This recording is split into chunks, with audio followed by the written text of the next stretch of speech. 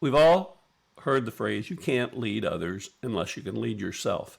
In this session, I'd like to talk a little bit about what does that mean? What is self-leadership? How does it work? There's an ancient story in the Bible that explains that the makeup of humankind consists of four parts. One is our heart, which is the source of desire, the things we want. One is our mind, which is the source of reason, applying what we've learned to our desires so we're not just guided by our desires unfiltered. Three is imagination, which is at the end of our thinking, we have created a plan in our mind of something we want. We've imagined the job or the spouse or the career we want. And our actions are the fourth piece, which are in pursuit of what we're imagining. So to be a leader, it's really helpful to understand how those four parts work in you and ultimately how they work in other people. Self-leadership is the idea that you aren't conformed or shaped by this world, but your actions come from inside out. They come from who you are, what you believe, what you desire, and your own set of reason and wisdom. They are not a reaction to what other people do. Viktor Frankl referred to this as the last freedom. The Bible says it this way, don't be conformed to this world, but be transformed by the renewing of your mind. So a self-leader is someone who invests in thinking about their thinking, understanding what is it they really want at the deepest level, and then having the reason, experience, the training to think correctly about what the outcomes of that desire will be, and then, of course, the skills to pursue it. How does this work out in practice?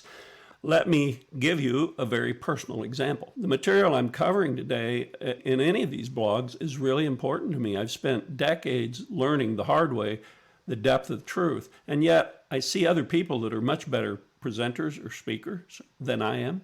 It creates frustration in me that I am not better at this, being able to convey some things that are really important. That reaction, that tension, that anger, if you want to call it that, or frustration that you may have on some issue can redirect me to just spending my time in a pity party focusing on I'm not as good as other people at this. But if I go back and think about what my desires are to communicate truth to people that will help them, then how do I best go about that? It's not spending my energy on comparing myself to others other than to learn from them.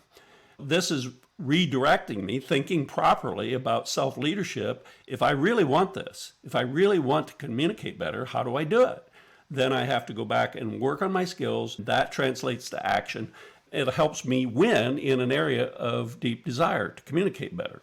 So this is maybe a silly example to you, but we spend so much of our time and energy in our life reacting to what's going on around us rather than being centered on what is it I am after, what are the steps I need to take, and quit reacting to those around us.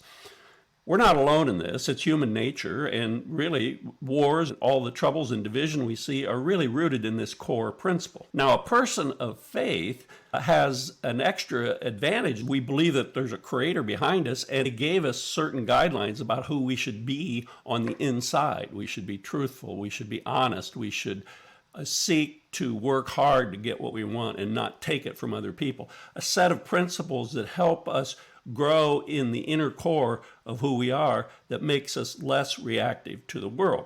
Not everybody shares the same faith, but I have found personally this has really accelerated my journey, is having a set of beliefs that I can study and meditate on that shape who I am and what I want. So what's the bottom line? I think it's back to that truth that says, if you want to change in this area, don't be conformed to this world.